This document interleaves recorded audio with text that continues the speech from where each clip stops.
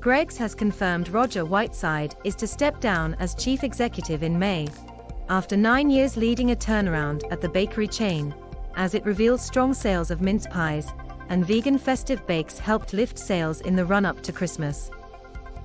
Whiteside said he was handing over the business in a strong place to Roisin Currie, the group's retail and property director, after a fantastic journey, despite challenges including inflation and staff shortages.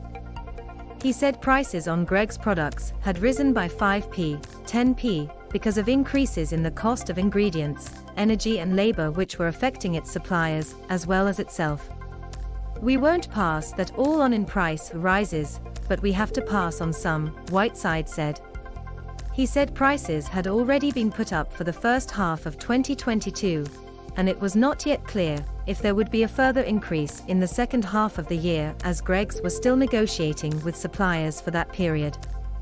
Whiteside said about 70 out of more than 2,000 Greggs shops had been affected by staff shortages as a result of employees being infected with COVID-19 or having to isolate.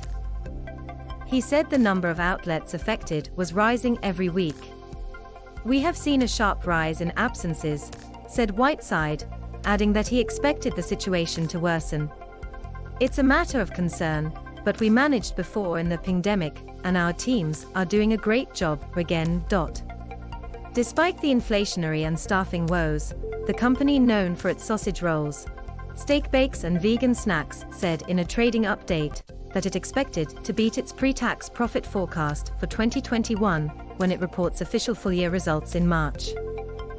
Greggs said sales rose 0.8% in the 3 months to the 1st of January, compared with the same period 2 years before, contributing to a 5.3% increase in sales for the whole of last year to £1.2 billion. Annual sales were down 3.3% excluding new store openings.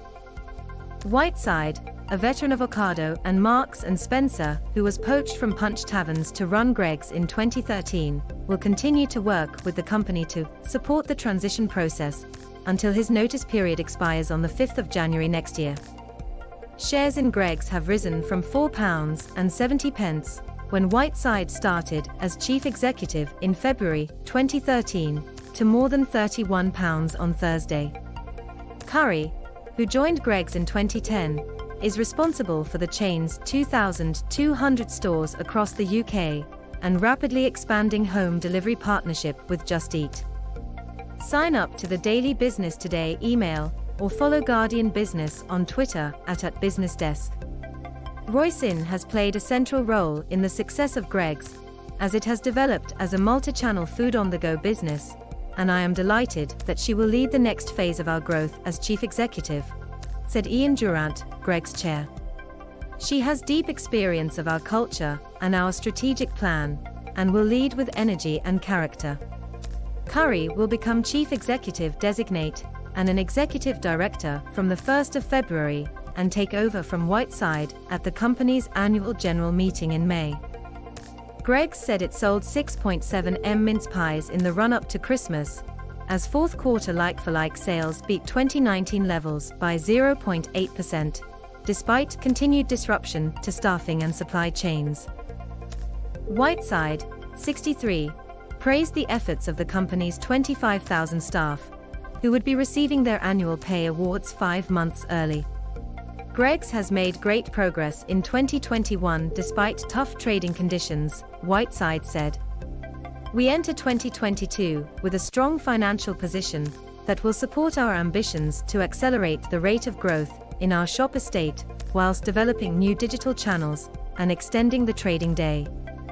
The company opened 131 new shops last year and closed 28, and has expanded its home delivery service with Just Eat to 1,000 outlets.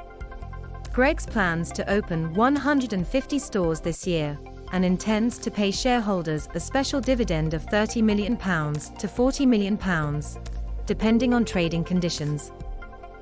The company said inflationary pressure increased towards the end of last year and was likely to remain elevated in 2022. While conditions in the first few months of 2022 are likely to remain challenging, we are confident that we are well placed to make progress on the many attractive opportunities that lie ahead, Whiteside said.